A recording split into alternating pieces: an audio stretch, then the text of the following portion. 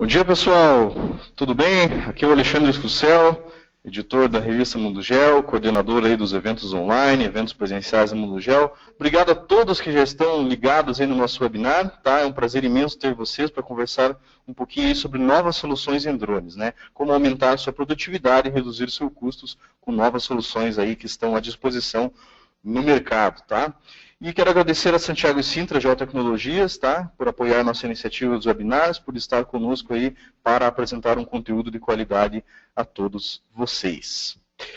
Dou as boas-vindas então ao Luiz Dalbello, palestrante de hoje, desta manhã, graduado em Engenharia Cartográfica pela Universidade Estadual Paulista, com mestrado em Ciências Geodésicas também pela Universidade Estadual Paulista.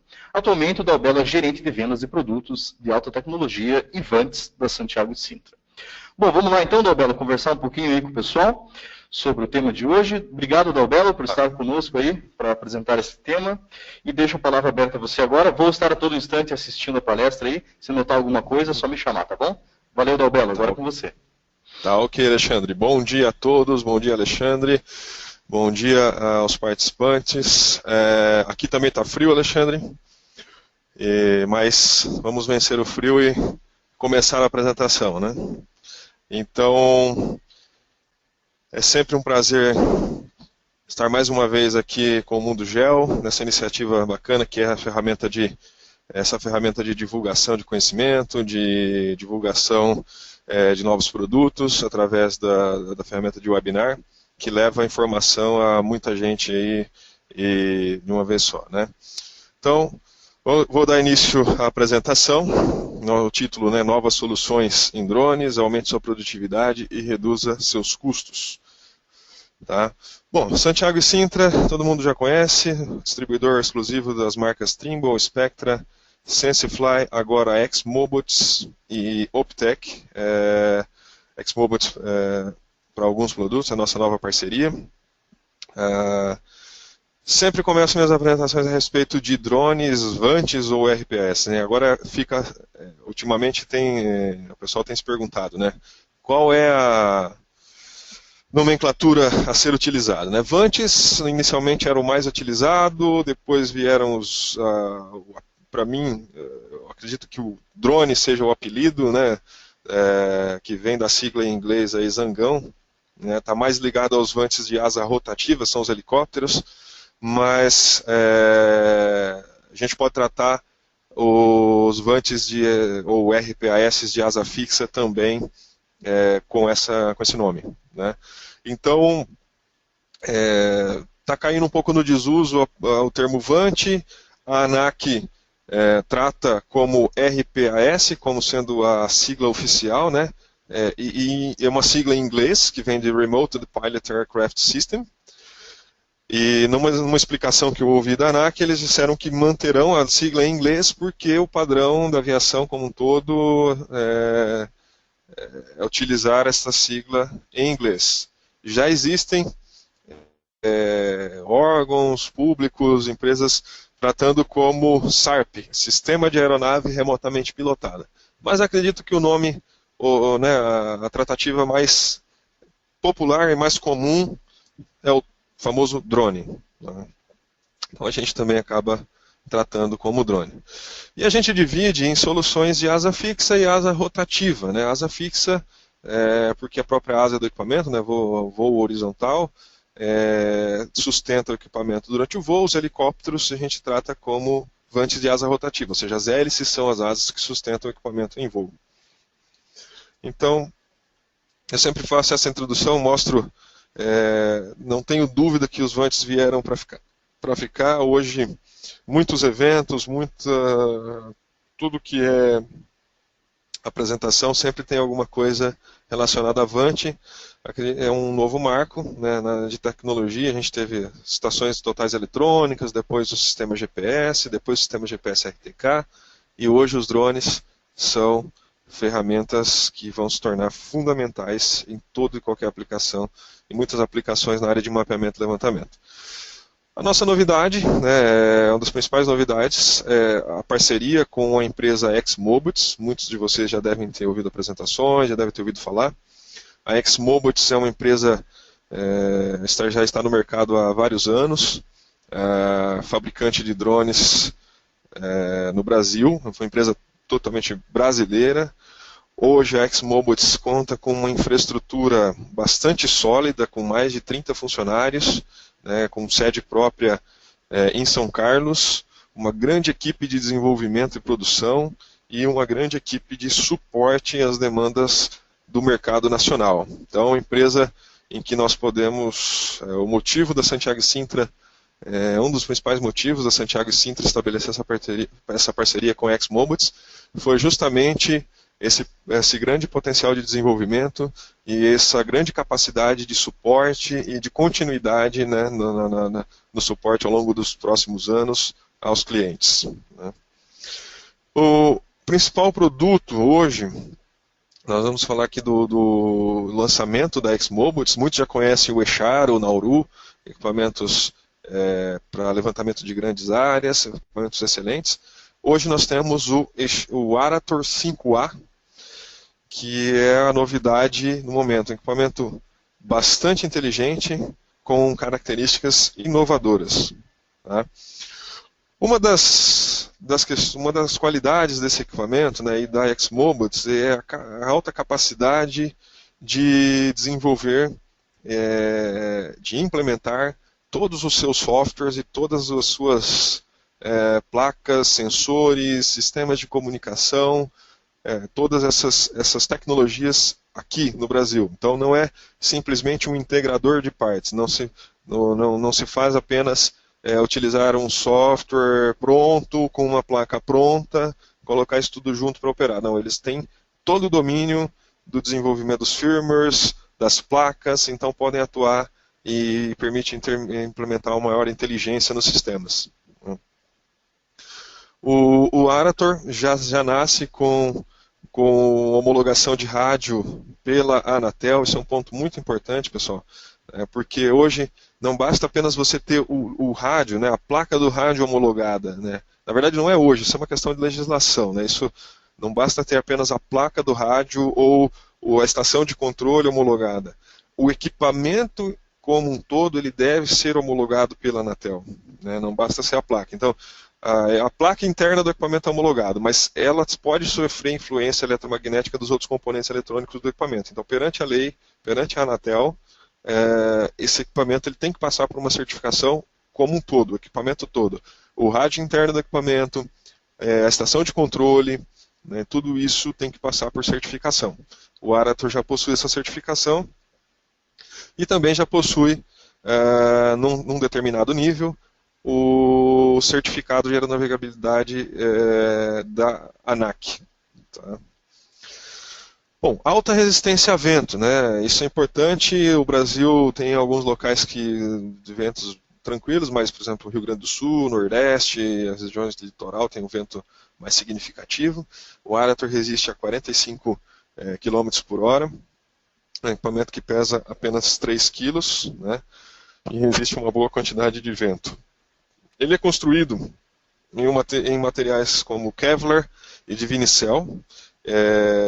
São materiais de alta qualidade, materiais em geral utilizados para o de Vinicel na indústria naval. O Kevlar é como se fosse um tecido muito utilizado, por exemplo, nos coletes à prova de bala. Esse tecido, uma vez que você passa uma resina nele, ele se torna rígido, então boa parte da fuselagem do Arator ela é construída em Kevlar e partes interiores também de Vinicel, material levíssimo e resistente, né? A ideia do Arator é trazer uma robustez, né? Quem já viu um Vant operando, quem já viu um equipamento desse trabalhando, sabe que estão altamente suscetíveis à questão de quedas ou na hora do pouso ter algum dano, né? Então, robustez para proteger o investimento do cliente era um dos pontos que nós procurávamos também em um novo produto, né? Sistema de comunicação é algo bastante otimizado. Por que otimizado? Hoje, a estação de controle, que pode ser um tablet robusto da própria XMobiles, ou pode ser um notebook, com o software de controle e planejamento de voo instalado, permite que hoje ele se comunica com o rádio do equipamento sem fio, né? E o rádio, por sua vez, vai falar com o equipamento também sem fio. Então você elimina questões de cabos, algo que em campo muitas vezes é o terror dos operadores, sistemas com muito cabos, né? Apenas o único cabo que vai no sistema é o que liga o rádio à bateria, que é um pequeno cabo. Isso facilita a mobilidade da estação de controle em campo, tá? Link de comunicação de até 10 km, né? Então o link ele permite a comunicação até 10 km, tá? Tempo de voo de 1 hora, né? Esse tempo, aqui acho que vale um comentário, né? Todo mundo me pergunta às vezes, mas Luiz, voa realmente 1 hora? O que eu sempre explico é o seguinte, isso é um padrão, todos os fabricantes estabelecem tempo de voo como sendo a nível do mar, com pressão de tanto, com vento de tanto. Então, em condições ideais, 1 hora, né? Logicamente, todo equipamento especifica dessa forma para que todos estejam comparados na mesma situação, né? Dependendo da situação, mas hora tem apresentado um desempenho de um voo real entre 50 e 55 minutos. Tá? Aqui é o lançamento. Uma outra característica bastante interessante é que o lançamento é totalmente manual, não necessita de catapulta, então você tem a facilidade de levar para o campus apenas o box do equipamento, a caixa do equipamento. Esse é o primeiro lançamento dessa pessoa, está sendo treinada, e nesse lançamento, ele até, por ser um primeiro lançamento, ele não foi com a força ideal, mas mesmo assim o equipamento teve a capacidade de subir. Vejam que é muito fácil, a pessoa no primeiro lançamento já consegue fazer a decolagem. A partir do lançamento, todo voo é automático, né? O GPS, o sistema inercial embarcado no sistema assume todo o controle e passa a operar o sistema de forma que ele voe totalmente automatizado. Tá? Nada impede em que o operador, durante o voo, realize alguma ação sobre o equipamento. Vire para a esquerda, vire para a direita, suba, desça, venha para o pouso. O software de controle permite todo esse tipo de interação com o Arator. O pouso é algo inovador. A forma de construção também do equipamento é bastante inteligente. Por quê? Parece um pouco estranho, mas não sei se vocês conseguem ver meu mouse. Aqui onde está escrito Arator, a gente chama de winglets, né, da aeronave. Esses winglets, eles são virados para baixo, por incrível que pareça, é isso mesmo que vocês estão vendo. Ele voa de uma forma invertida, né, onde a câmera está aqui na parte de baixo. O paraquedas, que é o sistema de dele, está aqui também na parte de baixo, o motor na frente. Por quê? Porque na hora do pouso, esse compartimento ele se abre, o paraquedas então é liberado, né, e quando o paraquedas é liberado, o sistema ele inverte para o pouso. Então ele vai pousar dessa forma.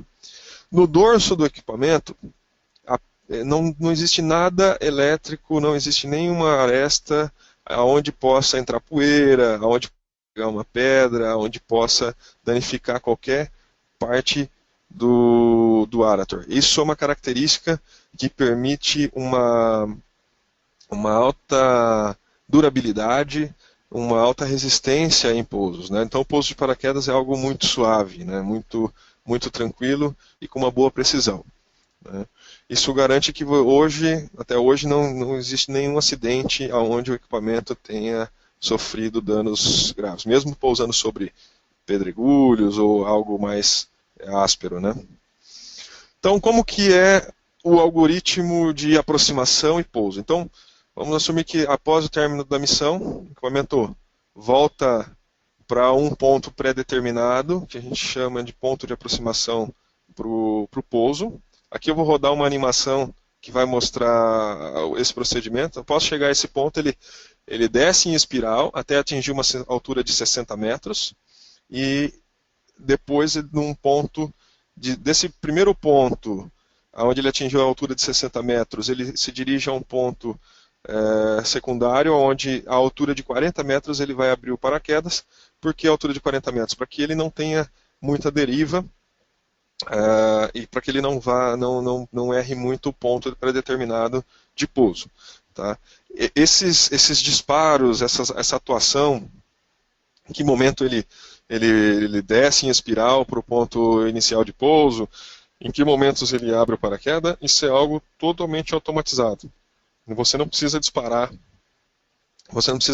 nada para que ele tome essa decisão de realizar o pouso, né? Bom, características de produtividade. O Arator ele permite levantar mais de 800 hectares em um único voo, se você fizer um voo com um pixel de 10 centímetros. Né? Então, assumindo que você poderia fazer de 5 a 6 voos por dia, nós estamos falando então de quase 5.000 hectares em um único dia de levantamento. Então, uma alta produtividade da categoria, é um dos equipamentos mais produtivos hoje do mercado. Tá? Bom, pessoal, a gente também, falando ainda em inteligência, nós temos que nos preocupar também com os algoritmos que serão utilizados, qual a inteligência embarcada nesse equipamento. Né? Porque hoje, futuramente, são requisitos em que a própria questão de legislação pode solicitar qual que é a ação que esse equipamento faz, por exemplo, quando perde o link de rádio. Tá? Vamos supor que acabou a bateria do link de rádio e ficou sem comunicação. O equipamento pode ficar voando a esmo sozinho ou pode pousar em qualquer lugar sem nenhum critério. Isso é extremamente perigoso. Então, o equipamento deve ter rotinas, por exemplo, como que ele faz para voltar, em que situações ele volta para um pouso automático. Né? No caso do Arator, após perda de link de comunicação de 30 segundos, né, quando a bateria está ficando fraca, ele também toma essa decisão automaticamente de voltar e pousar. Em caso de ventos fortes, mas que ainda permita um voo mínimo, ele também vai voltar e pousar automaticamente. Essas ações, pessoal, não tem que alguém clicar num botão, até porque quando perdeu o link de rádio não tem muito o que fazer. Então o equipamento tem que ter inteligência de voltar e pousar num local pré-determinado. Porque senão você pode inclusive perder o seu equipamento. Você não tem link de comunicação, você não tem a posição onde o equipamento está, então seu investimento vai-se embora. Né? Carga de bateria, então existem níveis de bateria que, vamos supor que o operador não configurou ali, ou o vento não configurou adequadamente, ou o vento aumentou muito durante o voo. Né? Então, inicialmente o que estava planejado não vai poder ser cumprido, porque o vento aumentou a resistência de voo, vai diminuir o tempo de bateria. Se por um acaso o operador não verificar isso e não pedir para que ele retorne automaticamente, o equipamento tem que tomar essa decisão e fazer esse retorno antes que ele tenha que fazer um pouso de emergência. Né? E ventos fortes também. Rotinas de proteção durante o voo, ou seja, vamos dizer assim, um pouso forçado. Existem situações onde, de repente, inicia uma ventania ali. O equipamento pode ter que pousar onde está, porque senão ele pode cair. Né? Então, o pouso de paraquedas permite que ele faça um pouso controlado. Né? Principalmente essa maneira de pouso de costas, né, vai permitir que o equipamento não sofra maiores danos. Eventualmente algum pequeno dano, pousou em cima de uma árvore, pousou sobre pedras e tal, mas a característica de construção do Arator vai permitir que ele tenha danos mínimos, tá, num pouso forçado. Bateria extremamente baixa, né, então o vento aumentou demais, a bateria já está um pouco viciada, o operador não trocou a bateria, não adquiriu uma nova bateria, e essa bateria de repente teve uma queda brusca e ele não tem o que fazer. Ele vai pousar automaticamente, tá? Enquanto ainda tem energia para mandar a posição para a estação de controle. Então, você vai falar, Luiz, mas e se der uma pane elétrica e cortar totalmente a energia do equipamento? O paraquedas não vai abrir, pelo contrário, o paraquedas vai abrir sim, porque hoje o que prende o sistema de paraquedas é um sistema de ímãs que são ativados pela energia do equipamento. Uma vez que corta energia, cortam os ímãs e o sistema e o compartimento do paraquedas é aberto. Então não tem situação onde o Arator não pouse de uma forma minimamente segura. Tá? Após perda de GPS também, ele vai poder pousar automaticamente. Lembrando que em todas as situações, ou ele volta e pousa automático, ou ele pousa no local, né, se for uma situação de extrema emergência, né, ele pousa onde estiver, mas sempre vai manter a posição atualizada na estação de controle, permitindo que você depois encontre o equipamento e não perca o seu investimento. Essas características de inteligência é algo extremamente importante considerar na escolha de um equipamento. Em termos de câmeras, nós temos a Canon ELPH de 20 megapixels, uma câmera de um menor formato. Nós temos a Sony Alpha 5100, já é uma câmera com foco fixo, uma lente mais precisa, full frame, né? Então o sensor CCD é maior, melhor, vai te dar imagens com maior nitidez e maior resolução. Também é possível embarcar ao mesmo tempo duas câmeras menores da Canon, uma RGB e a outra NIRGB. Isso é utilizado mundo afora, por exemplo, na questão de cálculos de índice de vegetação, o NDVI, né, esse tipo de informação, muito utilizado na agricultura, aplicações ambientais e tudo mais. Para vocês terem uma ideia da diferença, né, câmeras mais próximas do que a Canon vão gerar imagens, dependendo da altura, um pouquinho mais desfocadas, né, um pouquinho mais borradas, mesmo assim, são soluções que apresentam um excelente resultado, porém com a Sony Alpha 5100 é possível você voar mais alto e com maior nitidez e com maior acurácia geométrica das lentes também. Tá? O Arator ele vem em 3 versões, o básico, Pro e RTK. Por que eu coloquei ali em testes? Né? O RTK já funciona, ele já pode ser adquirido. Tá? Hoje ele reduz bastante a questão de utilização de pontos de apoio. Você pode, numa área de 100 hectares, onde você deveria colocar 15, 20 pontos de apoio, você vai instalar 2, 3 pontos de apoio e você vai ter uma alta precisão, o bloco já é referenciado. Né? O objetivo no final é que esse algoritmo da RTK permita posicionamento totalmente sem pontos de apoio, já referenciando o levantamento. Então a versão básica vem por padrão com a câmera Canon de 20 megapixels. O novo software que eu vou falar um pouquinho mais para frente, que é o X-Planer, é um software bastante interessante e que otimizou bastante o processo de planejamento de voo do Arator. Um terminal de comunicação com alcance de 10 km já certificado pela Anatel também.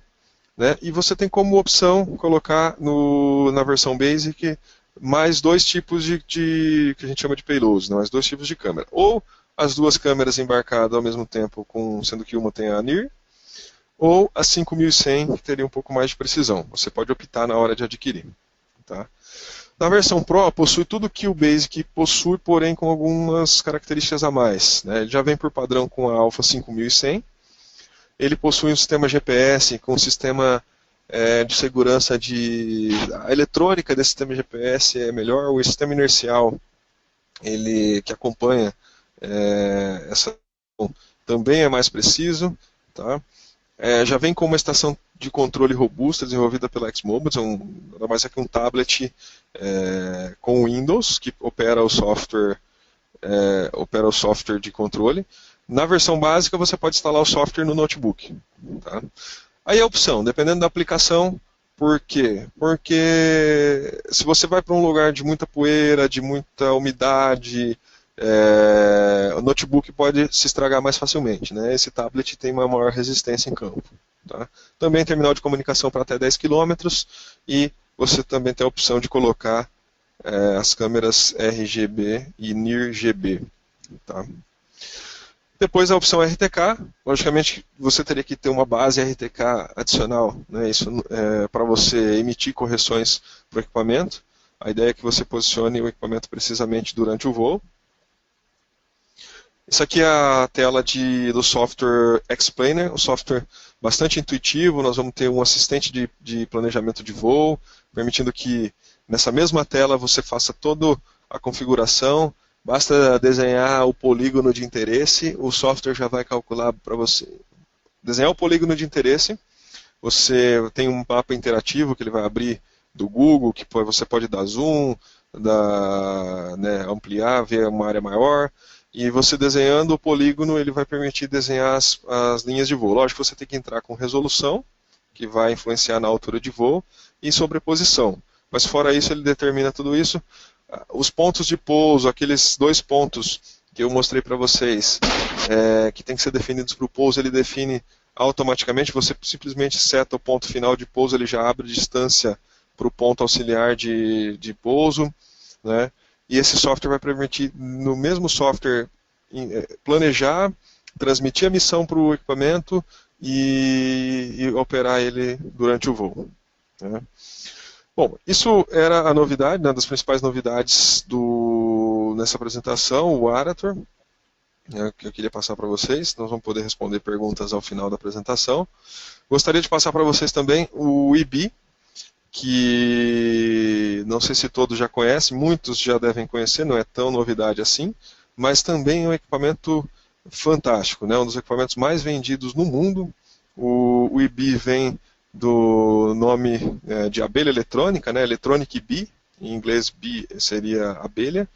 Tem esse formato, lembrando as cores, né? Lembrando uma abelhinha ali. É um equipamento fantástico, né? Bastante inteligente, portabilidade, pesando apenas 630 gramas, asas destacáveis, permitindo que você coloque ele numa caixa de aproximadamente 60 centímetros por uns 30 centímetros de largura, uns 50 de altura. Também toda a eletrônica, todos os firmwares, toda a inteligência artificial embarcada no equipamento é toda desenvolvida pela Sensifly, um fabricante suíço. A inteligência aqui na construção do esquema de asa, né, você tem, na asa você não tem nenhuma parte elétrica ou eletrônica, né, você tem apenas esse conector amarelo que vai plugar aqui no motor, no servomotor que está dentro do equipamento, está no corpo do equipamento, né? Então uma modularidade bastante inteligente. Características, né? Também resiste a 45 minutos de voo, tem 45 minutos de voo, também resiste a 45 km por hora de vento, alcance de 3 km de rádio, né? Registro de dados a bordo também do log, e câmeras, hoje temos câmeras de 16 e também de 18 megapixels.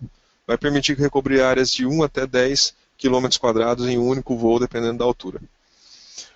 Também possui diversos sistemas de segurança, né?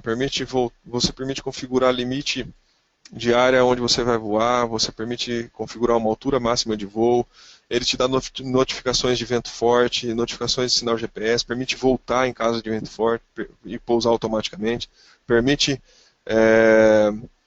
voltar e pousar automaticamente em caso de perda de link de rádio, tanto o pouso quanto a decolagem totalmente automatizados, tá, pessoal? Também possui homologação Anatel para o equipamento, possui também certificação de aeronavegabilidade na ANAC, tá? Tem sensor de altura que permite com que o equipamento detecte o solo na hora do pouso e permita um pouso mais suave. Também permite evitar obstáculos, por exemplo, tá? O terreno, você está chegando próximo ao terreno, por algum motivo o plano de voo está indo para uma área mais montanhosa e ele começou a perceber o solo, ele sobe automaticamente no caso de encontrar algum obstáculo a menos de 30 metros de altura. É lógico que se for uma montanha muito abrupta, né, uma irregularidade no terreno muito abrupta, ele não vai conseguir porque o sensor está na parte de baixo, mas tem também essa segurança. O pouso pode ser um pouso em espiral, onde ele vai descer num raio aí de 30 metros e vai tocar o solo de uma forma bastante suave. Isso é bom quando você tem tudo em volta de você, você tem muitas árvores e tudo mais, você tem uma certa área aí de 40, 50 metros de raio, você permite descer com o equipamento ali. A outra questão é, se você tem só um alinhamento livre de árvores, livre de obstruções ou de torres, e no restante de em volta você tem obstruções, você tem a opção do pouso linear, ele baixa aqui nesse ponto, abre uma distância de 200 metros e depois vai baixando. Nessa situação ele liga o sensor de altura e na hora do pouso ele liga o motor no modo reverso. Ele inverte a rotação do motor no sentido contrário para que ele reduza a velocidade e pousa de uma forma também bastante suave, né, para proteger o equipamento no pouso.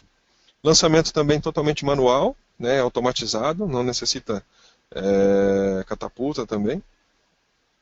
Permite tomar fotos oblíquas, o equipamento mergulha, isso pode ser utilizado na tomada de fotos em taludes, né, ou em mineração.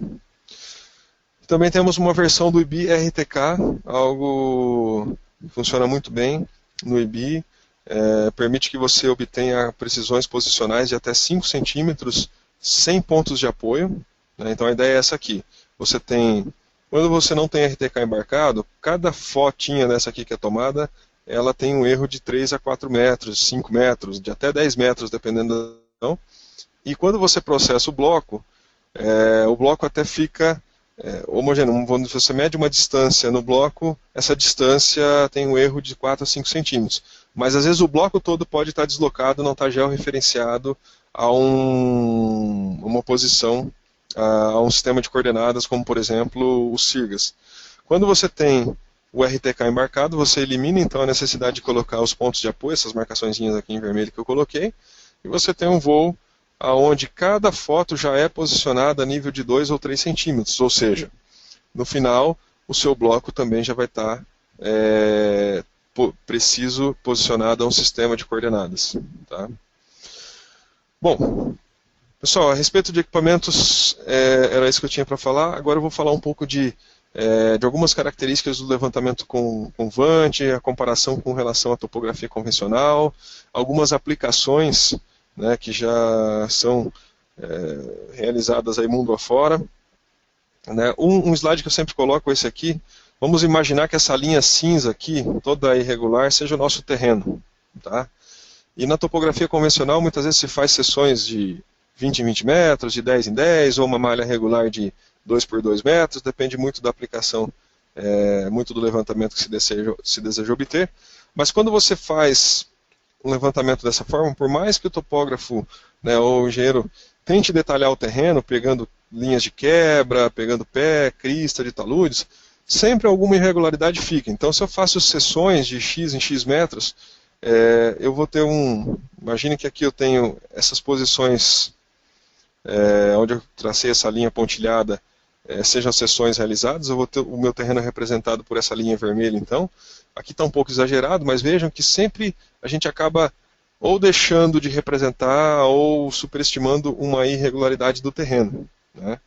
Já com o VANT você pode gerar malhas como se fosse uma de laser scanner, então nós vamos ter pontos a cada, por exemplo, 10 centímetros. Então por mais que você tenha um pouco menos de acurácia, né, na posição da nuvem de pontos do VANT ou do drone, você tem um maior detalhamento do terreno. Então isso, em determinadas aplicações, como por exemplo cálculo de volume de pilhas de minério, cálculo de volume em obras, você tem um maior detalhamento e, consequentemente, uma maior acurácia no volume determinado. Né? É lógico que isso está muito ligado, está muito sensível à questão do erro em altura. Então eu não posso aplicar isso para o cálculo de volume ou para a determinação, para o as-built, por exemplo, no lançamento de uma camada de asfalto que tem 10 centímetros. Mas quando você tem volumes significativos, você não tem tanto problema em erro de volume. Em termos de aplicações, né, hoje, no mundo afora, os drones já são utilizados até de forma sistemática, né, de uma forma bastante efetiva. Tá? Em mineração, por exemplo, na atualização do mapa da lavra, você tem uma vantagem de ter essa atualização muito rápida, riqueza de detalhe no mosaico gerado. Você permite cálculo de volume de pilha de minério, seja para o estoque, seja para pilha de estéreo, né, em diversas situações, esse acompanhamento. Hoje já se fala numa topografia de mina automatizada, onde você, utilizando um drone RTK, você poderia de um determinado ponto, lançar esse drone, ele vai, faz o levantamento de uma pilha que está a 1 km de distância e volta, pousa, e você não precisa mandar ninguém na área para fazer esse levantamento, né? Questões de segurança em mineração ou em obras, isso está sendo bastante exigido. Como fazer o levantamento da forma mais segura possível, onde o operador não tenha que chegar próximo da área, né? Aqui um exemplo de modelo 3D gerado, né? Veja aqui a erosão formada na pilha, o detalhamento que é capturado pelo drone na nuvem de pontos geradas por esse produto, né? Planejamento ou simplesmente acompanhamento do lançamento do rejeito sólidos ou líquidos num aterro de rejeito de mineração. O planejamento de como que esse lançamento vai ser realizado, já tem mineração que tem que preparar onde o caminhão vai chegar, onde que ele vai começar a preencher primeiro, onde que ele vai despejar aquele rejeito, ou ele vai despejar o minério de uma forma mais planejada. Tá? Planejamento de novos acessos, imagem, né, como diria o velho ditado, fala mais do que 1000 palavras, então permite ter o projetista ou permite o planejador ter uma real ideia do que está em campo, apenas olhando para o modelo 3D com colorido. Monitoramento de obras, né, também volumetria para o monitoramento de obras, você tem o acompanhamento, simplesmente o acompanhamento fotográfico, muitas vezes, para saber a evolução. Você pode entregar 1001 relatórios, 15 páginas de relatório a respeito de uma obra, escrito. Mas nada vai descrever melhor ou nada vai dar a melhor impressão do que já foi realizado ou não do que uma imagem aérea, né? Então isso muitas empresas adotam como fundamental. Contagem de estoque, né, em obras você sempre tem estruturas ou produtos que ficam armazenados a céu aberto.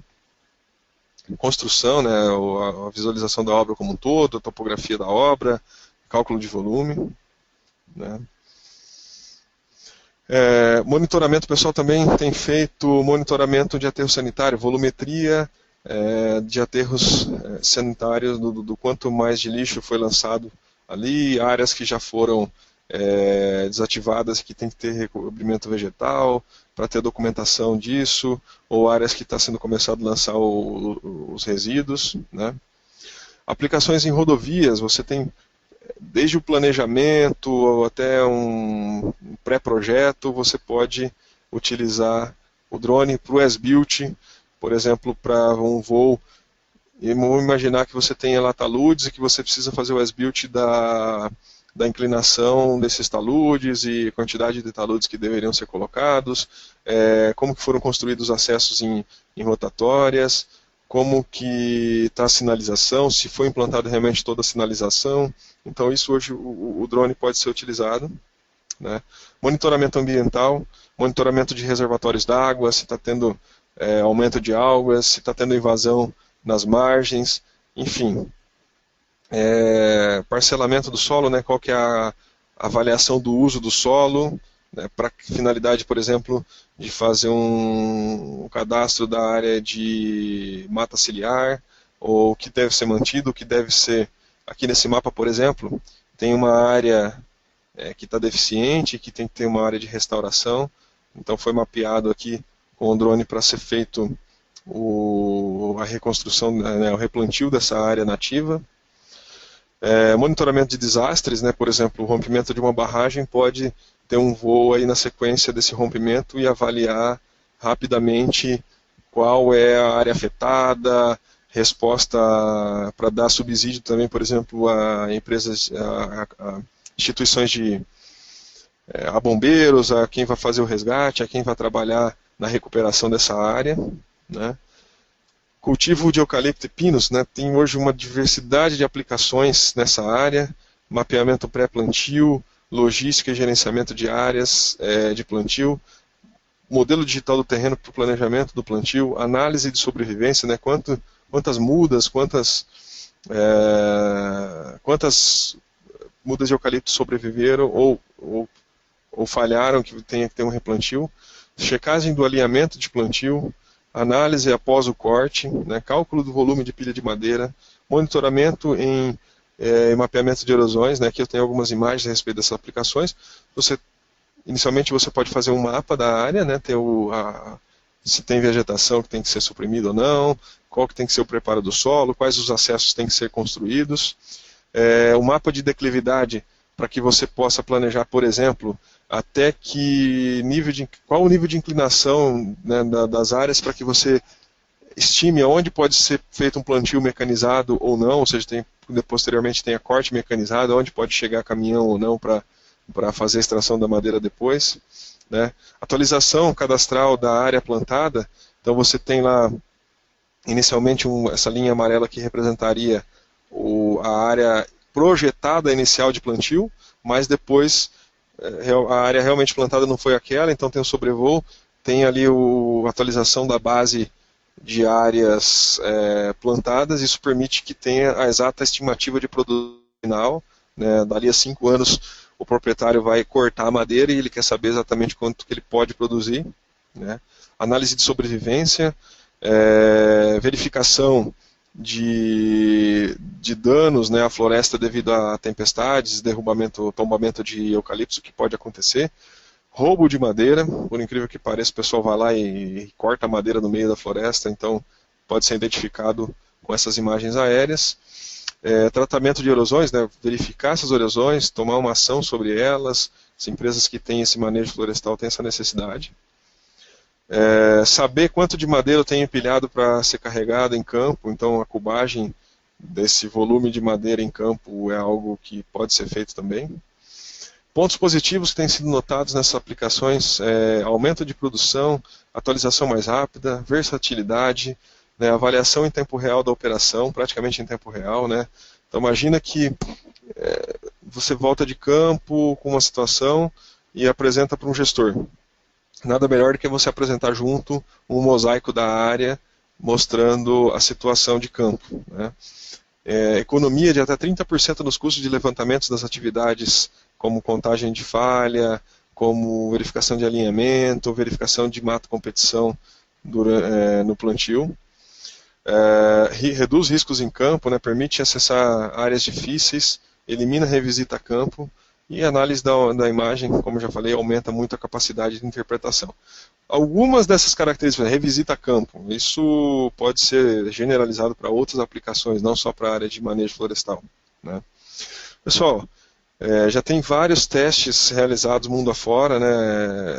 A gente gostaria até de mostrar aqui para vocês um teste realizado, onde foi feito um levantamento com um voo de pixel de 4 centímetros, dá um voo de 130 metros, isso foi realizado com o IBI, tá? Aqui é a área como se fosse uma mineração, uma pedreira na verdade.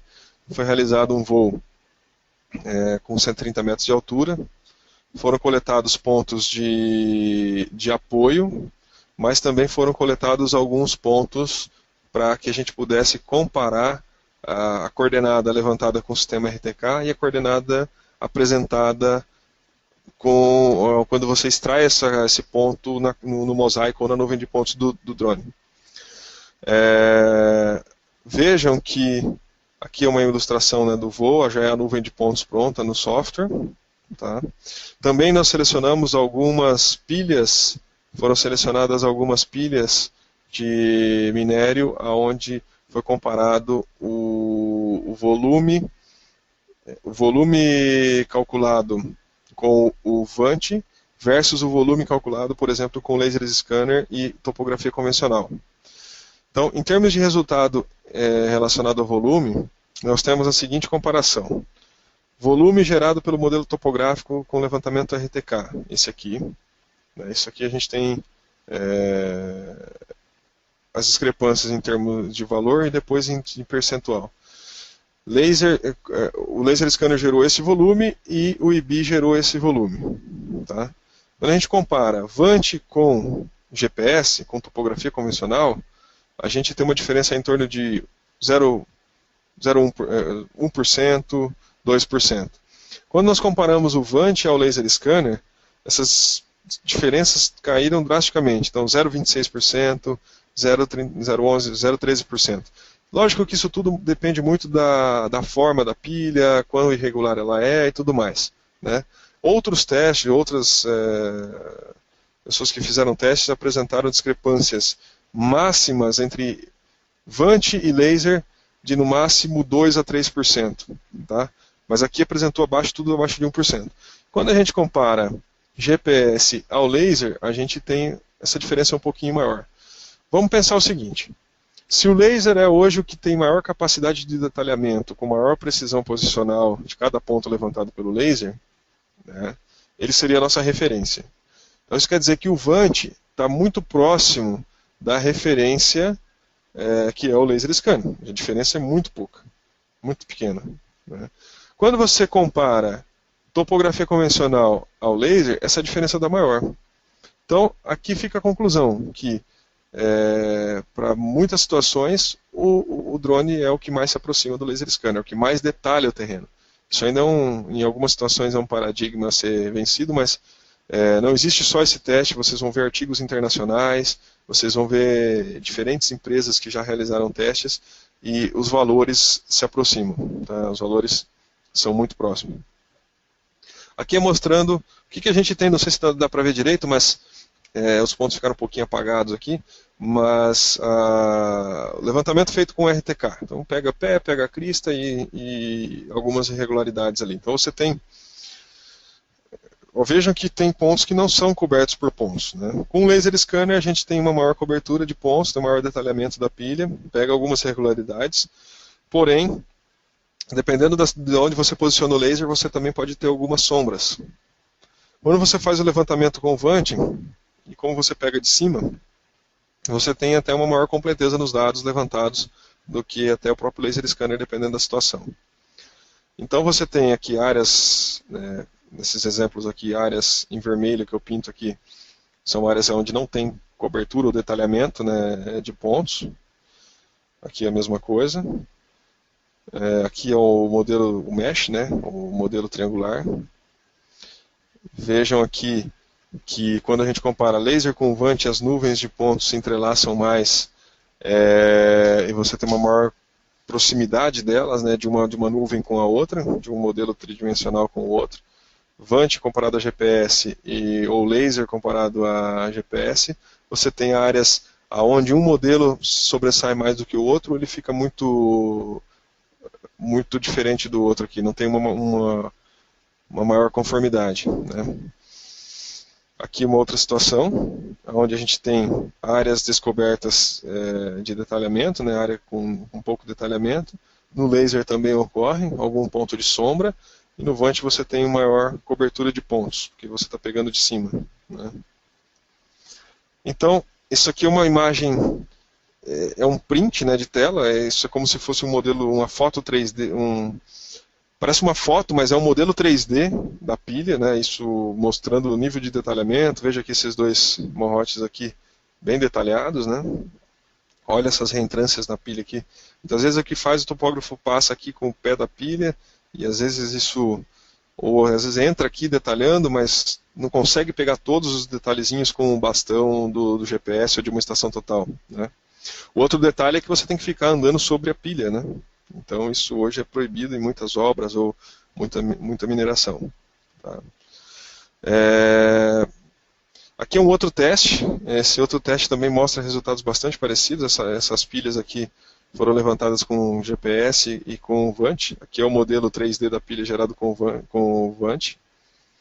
Aqui é o levantamento feito com GPS em preto e com o Vant em azul. Veja que a conformidade das linhas, né, a descrição do terreno ficou muito próxima. Esse teste aqui também compara laser com topografia laser com Vant. E mostra que, por exemplo, quando você posicionou o laser aqui, escaneou de baixo para cima, aqui alguns locais nos taludes ficaram sem recobertura de pontos. Se você não consegue acessar o topo do talude, você não tem como escanear essas áreas, então você fica com dados incompletos. E vejam aqui uma maior completeza no dado Vant, onde você tem nuvens de pontos representando todos os taludes aqui, inclusive áreas que não tinham sido pego aqui com o laser. Né? Gente, tudo que eu estou falando não quer dizer que a topografia convencional com estação e com GPS vá deixar de existir. Tá? Ou com laser, dependendo da situação você tem que ter o laser. Áreas subterrâneas, coisas que tem que ter alta precisão vertical, estação total para locação, GPS para locação, estação para onde você tem cobertura vegetal, são técnicas de posicionamento que vão se complementar. Tá? Aqui é a comparação do volume nesse teste realizado. Esse aqui, onde tem Pix, aqui é o software de processamento do Vant. Você tem o volume gerado com o laser, e aqui você, com o Vant, e aqui você tem o volume gerado com o volume gerado com o laser. Vejam que a diferença deu aqui de menos 0,1%. Até parece mentira, né, ou coincidência, mas não acredito que isso vai ser um padrão. Sempre vai dar 0,1%, como eu mostrei no teste anterior, 0,2%, 0,3%, né, já tiveram outros testes mostrando 1% ou 2%. Mas tudo que tem sido realizado até o momento não mostra discrepâncias maiores do que 3 a 4% em volume quando você compara com o laser. Pessoal, para finalizar, gostaria de colocar aqui para vocês, então, quando fala em soluções, né, a gente não basta ter o equipamento, a gente precisa também de softwares de processamento e softwares de análise de dados, software que sejam capazes de abrir essas nuvens de pontos, esses mosaicos gerados pelos Vants, né? A Santiago Sintra possui todas as soluções, os softwares e tudo mais, para que você possa fazer um produto do início ao final com um drone. Tá ok? Pessoal, era isso que eu tinha para apresentar. Tá? Deixo aqui, nesse último slide, o nosso contato, o nosso e-mail, o nosso telefone principal, o nosso website, onde vocês podem acessar, procurar os nossos representantes em cada estado. Lá tem um mapa dos representantes, telefone, contatos e tudo mais. E, mais uma vez, gostaria de agradecer a presença de todos, a participação de todos, e agora acredito que nós temos alguns minutos, algum tempo para resposta de perguntas, e eu fico aqui, então, à disposição. Valeu, Luiz Dalbello. Aqui é o Alexandre, novamente. Obrigado pela apresentação. Poxa, Dalbello, bastante informação, né, cara? Você, além das questões sobre os equipamentos, né, sobre os drones, você também mostrou aí bastante coisa sobre volumetria. E essa questão de volumetria me chamou muita atenção. A gente chegou a conversar em São Paulo, né, no Isso. Show, Dalbello. Tem uma apresentação que você fez e o pessoal tinha bastante dúvida, ficou bastante impressionado com os resultados, né? E realmente, Dalbello, é impressionante, né? Claro, esses resultados não quer dizer que vão se repetir sempre, né? Exato. Que nem aquela diferença de 0,1% ali, é impressionante aquilo. Mas olha, realmente, a tecnologia drone para calcular a volumetria me parece muito interessante, né? Muito interessante. Então, assim, eu não tenho dúvida, Alexandre, que no futuro próximo o drone, por exemplo, seja até mesmo utilizado para a questão de georreferenciamento, por exemplo. Sim. Porque se você chegar a acurácias de 5 centímetros, 8 centímetros, para determinar um limite ali, né, ou uma posição, também possa ser aplicado. Então, são inúmeras essas aplicações, talvez tenha só que ter alguma questão de validação, muita gente ainda pergunta, mas será, né? Então, todos os testes que têm sido realizados hoje mundo afora têm respondido esse será que faz como algo positivo, que realmente permite fazer. Né? Exatamente. Muito legal. Olha, Luiz, tem uma notícia aqui que eu acho que é boa. Eu nunca vi tanta pergunta na minha vida num webinar. Que bom. Pelo menos em relação ao número de pessoas, a gente está com 300 pessoas na sala agora, e olha, o pessoal fazendo questionamentos bem importantes, muito legal. Obrigado, viu, pessoal, pela interação de vocês. A gente vai tentar responder algumas questões agora, todas, obviamente, a gente não vai conseguir, tá?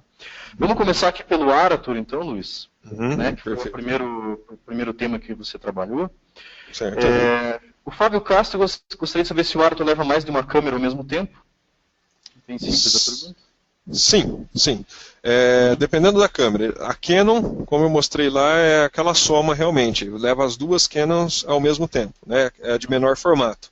Ele não levaria a maior, que é a 5100, que não caberia no compartimento. Mas as duas ali de pequeno formato é possível carregar sim. Tá? São pacotinhos pré-definidos, né? Mas permite. Perfeito.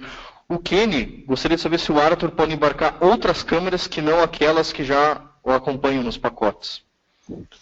Olha, aquilo ali já vem configurado, né? Já vem com calibração, então o peso daquelas câmeras já foi calibrado para que o avião tenha o voo de forma adequada, né, já tem a questão de cabeamento, de um kitzinho pronto que vem para você integrar.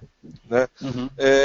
Isso é algo que eu acho que talvez não seja absoluto, né? Talvez Uhum. a Xmobots possa permitir novas integrações. Tá? Todos os fabricantes vão mudando ao longo do tempo, até porque essas câmeras são câmeras que estão aí no mercado, e como toda tecnologia de câmera, ela sempre é atualizada muito rápido. Então hoje tem a Alpha 5100, amanhã é a Alpha 6000. Então a gente pode questionar o fabricante, mas hoje o padrão, né, hoje não teria essa opção de facilmente, sem um desenvolvimento extra, colocar uma outra câmera. Tá? Perfeito, foi bem que eu imaginei mesmo. A resposta seria: não permite outras câmeras, porém não quer dizer que no futuro não possa ser integrado, ou o próprio fabricante integre outros modelos de câmera. Tá? Perfeito, perfeito. Uhum. A Xmobots desenvolveu um produto, né, pensando em autonomia, pensando em, enfim, oferecer as melhores condições, né? Então acho que por isso que já oferece o pacote completo, digamos assim. Isso. É porque, assim, se você abre, a questão assim, sempre requer uma integração mínima, né? Então tem que ter ali quais os cabos, como que ela se conecta, se é por USB, se é sem fio, né? Então sempre tem. Então requer algum desenvolvimento, né? Então, felizmente, se a gente abrir, o cara tem uma câmera, bota essa para mim, eu tenho a outra, bota aquela outra para mim, acaba, lógico, projetos maiores sempre se discute, né? Claro, claro. O Adrian também fez essa pergunta, então a gente respondeu aí. O Adrian também. Duas, né? Isso. O William Oliveira tem uma pergunta interessante. Qual tipo de receptor GNSS que é embarcado no Arator? É navegação ou diferencial? E qual a precisão? Isso, então, na versão básica e Pro, são receptores dupla frequência, né? Porém, de navegação. A gente vai ter uma acurácia aí posicional, o erro quando a gente sabe que num receptor de mão, num celular, tudo, o nosso erro pode variar de 1 a 10 metros, né? Então esse é o erro nas fotos. Por isso que quando você voa com esse equipamento, você tem que colocar pontos de apoio para ter uma precisão maior no modelo. Né? Na versão RTK, ele vai fazer sim, né? O RTK é uma técnica de posicionamento diferencial, então vamos imaginar que é como se quando você tem um par de RTK, o drone é o seu rover, tá? Só que ao invés de coletar só a posição, ele vai coletar a posição e posicionar precisamente cada foto no ar. Né? Então, o seu resultado final vai sair já mais preciso, com pouca ou até mesmo eliminação de pontos de controle. No caso do Arator, ele necessita ainda alguns pontos de controle, mas reduz bastante o número de pontos de controles necessário. O objetivo nos próximos firmwares aí é que esses pontos de apoio sejam eliminados para algumas situações. Muito bom, muito legal. Bacana. O Sebastião pergunta o seguinte: a empresa que já possui um sistema RTK poderá trabalhar em conjunto com o Arator? Poderá. Acho que ele deve estar perguntando, talvez, com relação à base, né? Se a base vai servir, né? Sim. Todo sistema RTK que transmita correções RTCM, solte esse dado por alguma porta serial, porta USB, é possível ligar na estação de controle e ele vai transmitir para o equipamento. Então, quem já possui o equipamento não precisaria comprar uma base RTK adicional. Ele pode usar a que ele já tem. O que acontece? A gente tem testado algumas bases para validar, porque se tem cabeamento, tem portas seriais, então o que já tem validado, e a gente sabe que funciona perfeitamente, por exemplo, no Arator, são as bases Trimble e Spectra. Tá? Bacana. Valeu, Luiz. O Fabiano Ferronato, ele gostaria de saber como são definidos os pontos de apoio. Talvez você possa fazer uma breve introdução sobre isso, Luiz. Eu sei que é um assunto um pouquinho mais longo. Tá. Pontos de apoio são pontos que a gente marca no terreno, pontos aonde a gente tem a facilidade de identificar esse ponto nas imagens posteriormente. Tá? Então, em geral, o pessoal implanta o seguinte: faz uma marcação com um X, né? Faz uma cruz no chão com cal, e levanta o meio desse X com o GPS. Eu já vi o pessoal utilizando cartolinas, né? O pessoal coloca 2 cartolinas, uma de bico para a outra, aonde você fica como se fosse um alvo, né? Vamos supor que duas cartolinas grandes, brancas, né? Uma de canto com a outra, você vai ter cartolina, terreno, cartolina, né? Então você vai ficar como se fosse um alvo, seria mais ou menos assim, deixa eu ver se eu consigo desenhar aqui no Paint. Eu lembro que você citou esse exemplo lá em São Paulo, foi um pouco mais fácil, né, do meu. Quando você como você está presencial é mais fácil, né? Exatamente. Mas vamos aqui, ó. A gente faz o seguinte, né? A gente colocaria uma cartolina aqui, né? E uma outra aqui, tá? E aqui fica a terra, né? Ou grama, né? Seja lá qual for a situação. E aqui você define uma quina, né? Bem definida, que vai aparecer e na hora de você dizer no software de processamento, olha, esse ponto na imagem corresponde àquela coordenada, você tem como facilmente localizar esse ponto na imagem. Né?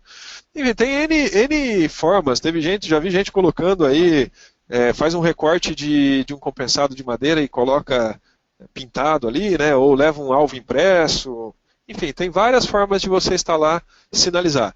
Se é numa situação onde você tem, por exemplo, uma rodovia e você tem faixas pintadas, que você pode aproveitar o próprio terreno natural, o terreno que eu digo é a própria característica da área, tem uma quina bem definida ali e você quiser usar aquilo ali como ponto de controle, também serve. Né? Perfeito. Legal, valeu. Luiz, enfim, não tem como esgotar agora o assunto, né? Mas valeu, foi uma boa introdução aí. Tá. Vamos lá, então, Vinícius Freitas, gostaria de saber se no planejamento de voo consigo limitar uma área para o voante não voar, por exemplo, uma linha de alta tensão, como que eu crio essa barreira, digamos assim? Você tem como limitar que ele voe somente de uma área pré-determinada. Vamos supor, você tem a sua área de voo, propriamente dita, né, que vai ser um polígono, e você tem um outro polígono para que ele não voe fora daquela área. Né? Então, as manobras, a aproximação para o pouso, o trajeto entre o ponto de lançamento até o ponto de missão, tem que passar somente por dentro dessa área permitida. Tá? Áreas de exclusão, vamos dizer assim, que eu tenho um plano e no meio desse plano tem uma área que eu não queria sobrevoar. É algo mais não muito comum, né? Em geral você sobrevoar a área toda, mas isso está nos projetos ali de características que a ExMobiles tem de lançar. Né? Inclusive, para os próximos meses aí nós devemos ter ferramentas que permitam você planejar mais de um... Eu tenho uma pequena área de 10 hectares, e 10 hectares ele vai fazer em questão de minutos, e eu tenho uma área logo ao lado, né, tem descontinuidade de área, mas eu tenho uma área logo ao lado de mais 10 hectares que eu quero levantar. Ele vai permitir você fazer essa área e ele se desloca de uma área para outra na mesma missão e faz a outra área ao mesmo tempo. Ao mesmo tempo não, né, na sequência. Tá? Muito bom, muito legal, hein? Bacana essa novidade da ExMobiles, muito legal mesmo. Vamos ver aqui, pessoal, mais umas 2 perguntas pelo menos. A gente respondeu bastante já, né? Conseguimos fazer um bate-papo dinâmico, né, Luiz? Então vamos ver aqui mais umas duas para encerrar. Algumas respostas respondem perguntas de outras pessoas também, né? Isso, é bem comum isso, exatamente. O Michel Brum agradeceu pela palestra, falou que muito esclarecedora, para melhorar ainda mais o trabalho de campo. Valeu aí pela participação também. Valeu pela participação. Qual o preço do IBI? Sou de Angola, cliente da Santiago Sintra. Enfim, essa questão de valores, né, Dalbelo? Acho que o pessoal pode entrar em contato depois, ou se alguém tiver uma dúvida muito urgente, né, liga para Santiago, né? Fica à vontade, Isso. né? Pode mandar um e-mail no nosso Fale Conosco e nós vamos responder as questões. Preço é difícil você dar porque varia muito de acordo com a câmera que vai utilizar, a quantidade de acessórios. Tem vantes hoje de 80, 90 mil até 250 mil, né? Então, exatamente. Mas tem várias. A gente pode responder por e-mail, por favor. E a questão do treinamento, Luiz, quando você adquire um Arator ou um IBI, como é que funciona aí? Tem bastante gente perguntando também. Tá. A questão do suporte da equipe, né? Opa, com certeza. Então, vai ter um suporte direto com a Santiago Sintra, né? A nossa equipe de suporte. Em cada estado do Brasil nós temos um distribuidor que estará habilitado a realizar treinamento e suporte, tá? Então, ele vai ter sempre um suporte, inclusive local. tá? No estado, na capital de cada estado. Tá? E no estado de São Paulo, por exemplo, tem 3 ou 4 distribuidores, tem 4 distribuidores, onde são sub-regiões, né? Vai ter suporte. Treinamento é algo que leva em torno de 2 dias. Tá? Como são drones com alta capacidade de automação, né? Você não tem que pegar um controle e operar ele para decolar, você não tem que pegar um controle para ajudar ele a pousar. Tá? Porque se você deixar o operador, para ele ter a sensibilidade de controlar o equipamento, tem que ser muito treinado como aeromodelista. Né? Os aeromodelistas têm uma sensibilidade enorme em operar. Uma pessoa que nunca operou um aeromodelo, ela vai tentar pilotar o equipamento, ela pode derrubar. Né? Facilmente derrubar o equipamento. Então, essa automação permite um treinamento muito rápido. Você não tem que ficar treinando a habilidade. E sim, realmente, a operação. Você liga aqui, configura o plano ali e você lança assim, né? Lança manual e depois ele assume a coisa. O que demora, alguns modelos de Vant no passado, o que demora muito é quando você tem que treinar no piloto a habilidade. Né? Ele tem que pousar com controle. Sim. Aí complica. E nessas situações tinha operador que não conseguia, entendeu, atingir o nível de habilidade. Nem todo mundo tem a mesma coordenação motora. Né? Tá? Legal. Bobelo, eu vou encerrar com a... Sim, você terminou? Perdão, Alexandre. Esse é até um comentário que eu gostaria de fazer, é o seguinte. Hoje está surgindo muitos treinamentos, né, a respeito de operação, a respeito de muitas empresas ofertando treinamento. Eu acredito que isso é extremamente importante, né? Principalmente do ponto de vista onde essas empresas falem sobre Vant não é como um GPS, né, que você coloca ali e fica paradinho, ele tem partes móveis, ele voa, ele está no espaço aéreo, né, ele está tudo mais, então o cara tem que conhecer um pouquinho do espaço aéreo, de clima, de tudo mais. Mas eu acredito que o futuro você não vai fazer um curso em pilotar o drone. Né? Os drones eles vão estar totalmente automatizados. Né? Então, eu acho que esses cursos são importantes no sentido de passar o que está envolvido na aviação. Né? Você entra um pouquinho em teoria de aviação. Né? Mas a pilotagem em si não requer habilidade, vamos dizer assim. Né? Não requer habilidade motora do operador. Entendeu? Exatamente.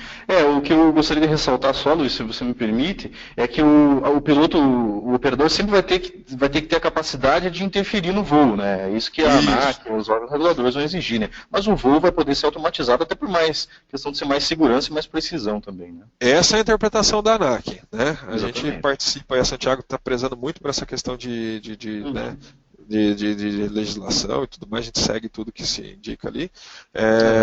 E a gente sabe que eles vão voar automaticamente, porém o software de operação tem que permitir interagir. Agora, pode ser, por exemplo, um botão no software, eu estou indo de rota de colisão a um helicóptero. Eu tenho lá um botão que vire à direita bruscamente, então ele vai virar e vai sair da rota de colisão, né? Ou aborta o pouso, volta.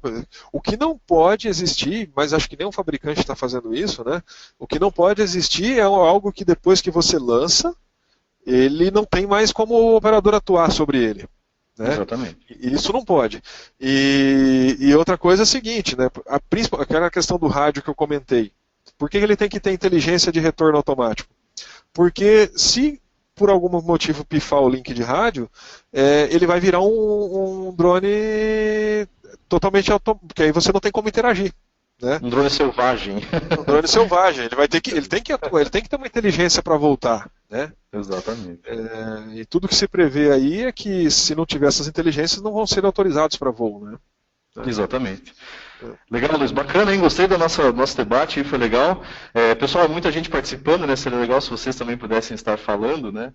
Mas aí viraria uma confusão, não teria como, né? Mas quero agradecer aí o pessoal, o Rafael Almeida falou, bom dia, equipe Mundo Gel, Santiago Sintra, parabéns pelo webinar, especial parabenizo ao Luiz, ótima apresentação. Valeu, Rafael, pela participação.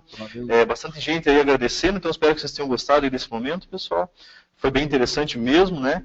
Então os contatos estão aí do Luiz, né, Luiz? Eu vou pedir tuas considerações finais, a gente vai encerrar o bate-papo por aqui e depois eu parto aí para o final. Eu sou sempre entusiasmado com novas tecnologias, né? Quando Falaram para trabalhar com Vant aqui dentro da Santiago e Sintra, levantei a mão na hora, né? Falei, bom, deixa comigo, né? Então é sempre um prazer aí apresentar essas novas tecnologias, essas tecnologias inovadoras. Hoje a gente já tem inovações na própria área de Vants, né? Características únicas que esses Vants trazem. Agradecer aos clientes, aos participantes do evento, né? E agradecer ao Mundo Gel por essa oportunidade de divulgar as novas tecnologias. Tá?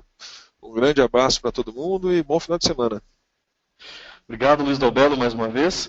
Pessoal, eu vou aqui rapidamente passar para a minha tela para te dar os recados finais, tá?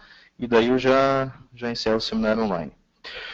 Bom, obrigado a todos vocês então, pela sua participação, foi realmente bem legal, né? Acho que conseguimos aí construir um conhecimento legal, aí, uma base interessante, né? Espero que vocês tenham aprendido, como eu aprendi também, com o Luiz Dalbello, engenheiro aí, excelente apresentador, sempre um prazer tê-lo conosco.